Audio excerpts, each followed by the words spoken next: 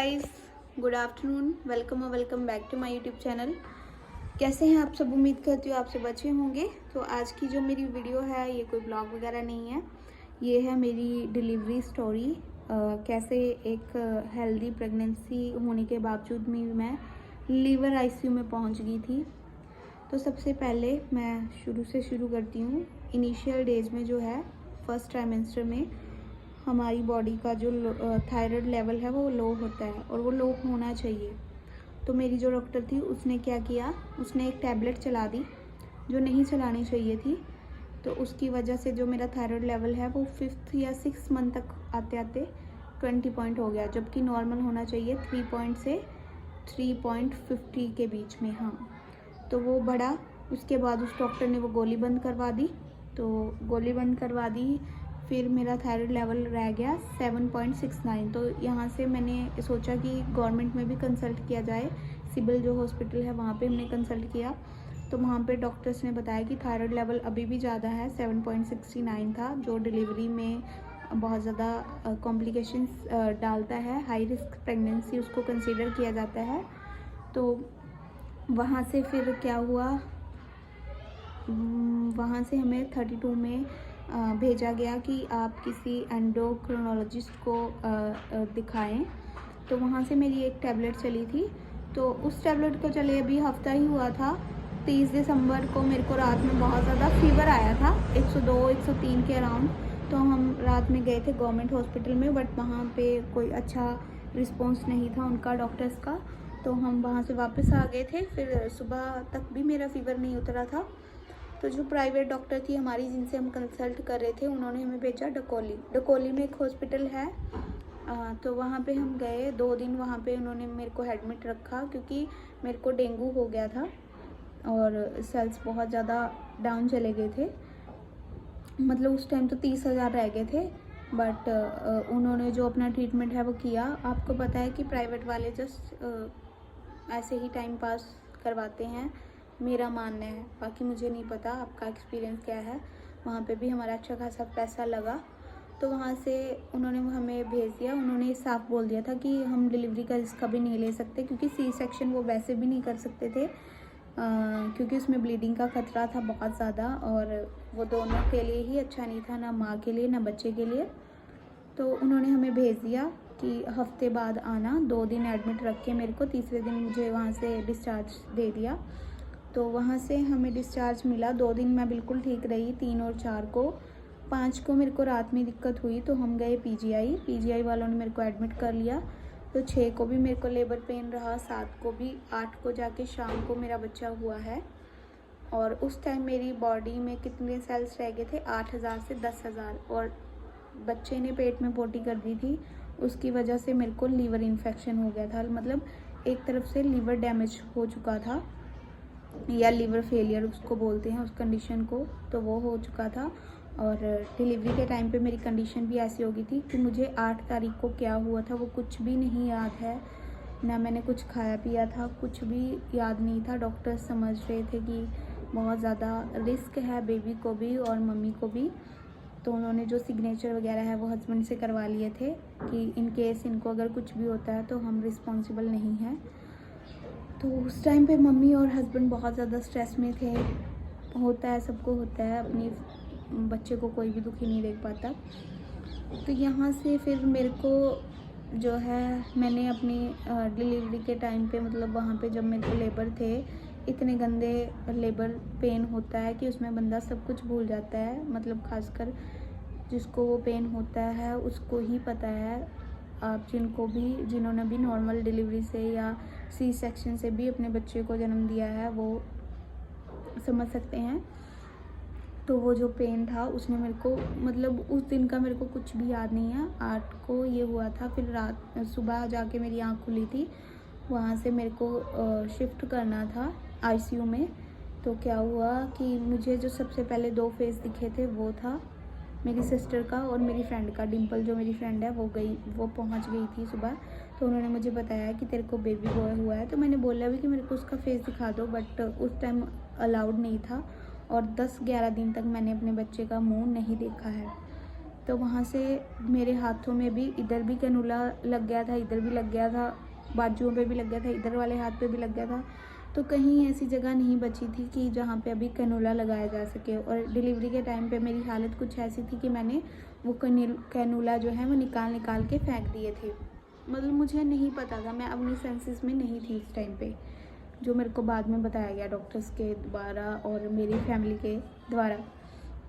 तो उसके बाद मैं गई, फिर मेरे को लिवर आईसीयू में शिफ्ट करना था, तो वहाँ पे कैनुला वगैरह मेरे हाथों में नहीं लग सकते थे।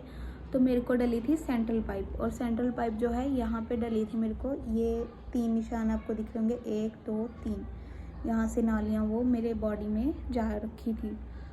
तो उसके ज़रिए मेरे को इंजेक्शन वगैरह लगते थे और जो ड्रिप है वो लगती थी। तो उसका क्या नुकसान हुआ मेरे को कि मेरे यहाँ जो बाल थे ना वो सारे चिपक गए थे पूरे। मतलब 18 दिन मैं हॉस्पिटल में रही हूँ। 18 दिन में सिर्फ मैंने 1 बार नहाया है, 2 बार नहाया है और 1 बार हेड वॉश किया है हॉस्पिटल में ही। और पति देव और मम्मी ने तो बेचारों ने वो भी नहीं किया, क्योंकि वहाँ पे इतना नहीं होता। पीजीआई में तो आपको पता ही है कि बहुत ज़्यादा होता है। और 5 दिन मैं आईसीयू में रही हूँ। वहाँ पे मेरे को मेरी फैमिली से मिलने कोई नहीं आया। मेरी सिस्टर आई थी, जीजू आए थे, और मेरी फ्रेंड आई थी, आलोक मेरा फ्रेंड है रोहतक से, वो आया था। और कौन, हाँ मेरी गांव से मेरी एक फ्रेंड है वो आई थी, और एक मेरी क्लासमेट थी, वो मिलने आए थे। तो आईसीयू में भी ये रूल होता है कि ज़्यादा किसी को मिलने नहीं दिया जाता। तो मैं सारा दिन वहाँ पे अकेले ही निकालती थी। हस्बैंड आते थे थोड़े टाइम के लिए, खाना भी क्या उस टाइम मेरे को जस्ट बिल्कुल ऐसे डाइट पे रखा गया था, बिल्कुल लाइट, कि मेरा जो लीवर का इन्फेक्शन है वो ना बढ़े और लीवर जो है वो रिकवर हो जल्दी। तो सबसे पहले जो बातें हैं वो नहीं बताई जाती आपको, कि मुझे लगता था कि बिल्कुल आसान है, 9 महीने का पेन है, उसके बाद तो डिलीवरी हो जाएगी, सब कुछ ठीक होगा। और उसके बाद जो मैंने प्रॉब्लम्स फेस करी हैं ना, तो सबसे बड़ी दिक्कत क्या थी मेरे साथ, मेरी जो पल्स रेट है वो 130 से 140 ऐसे चली जाती थी।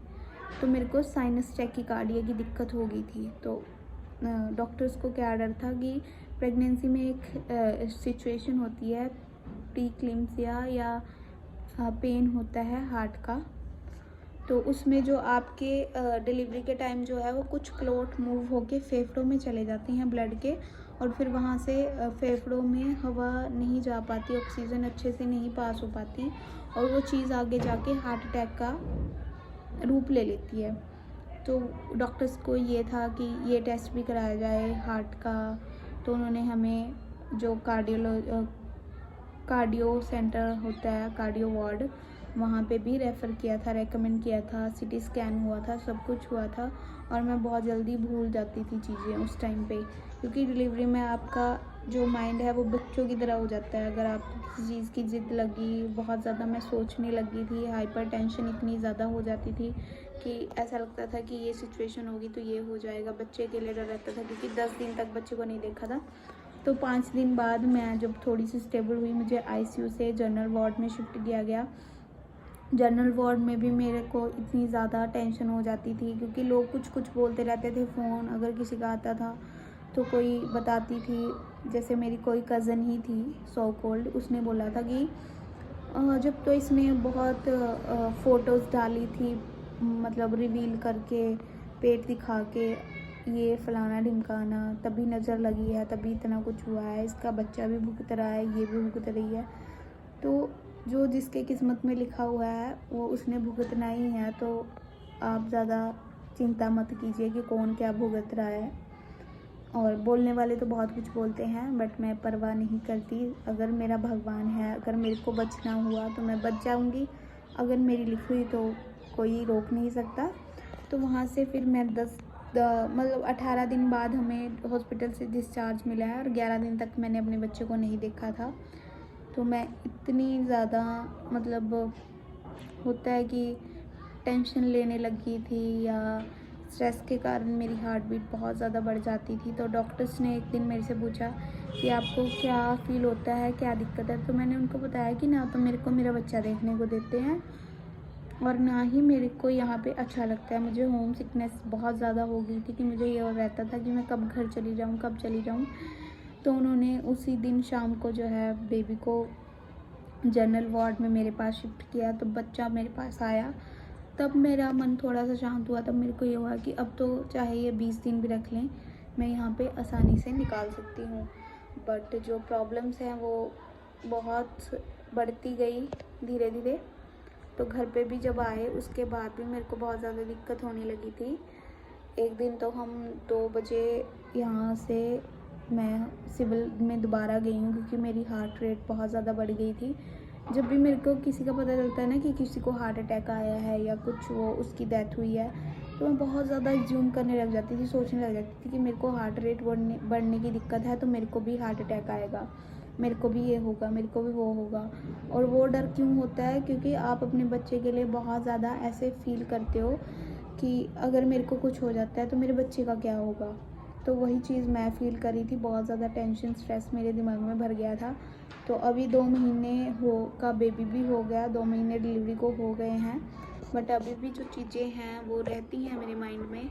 और जो है मेरी दवाइयाँ वगैरह तो अभी बंद हो चुकी हैं, हार्ट की जो हार्ट रेट बढ़ती थी उसकी भी, क्योंकि वो हमारे ऊपर होता है कि हम सोचना कम करें, ज़्यादा टेंशन ना लें, हेल्दी अपनी डाइट रखें, तो आसानी से जो है रिकवर हो सकते हैं। बाकी बहुत ज़्यादा मेरे को उस टाइम पे वीकनेस हुई थी, ब्लड चढ़ा था, प्लेटलेट्स चढ़े थे।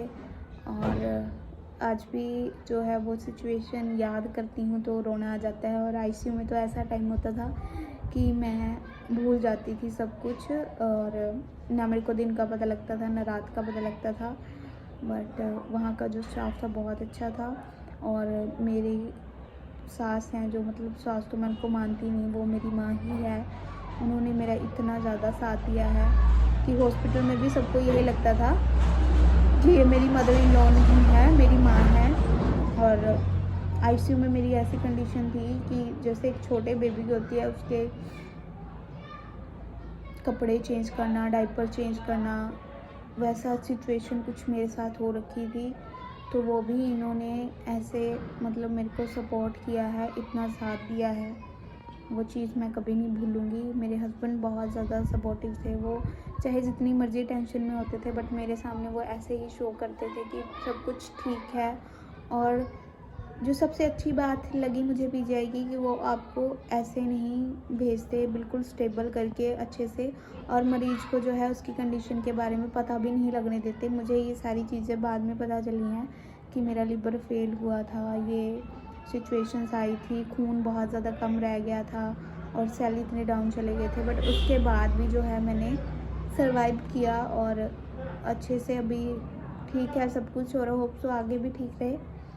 तो मिलते हैं फिर आपको अगले ब्लॉग में। होप सो आपने मेरी कहानी से कुछ सीखा होगा कि लोग बहुत कुछ बोलते हैं बट अगर आपकी फैमिली साथ हो, आप में थोड़ा सा हो हिम्मत, तो सब कुछ अच्छे से मैनेज हो जाता है। तो मिलते हैं आपको अगले ब्लॉग में। Bye bye.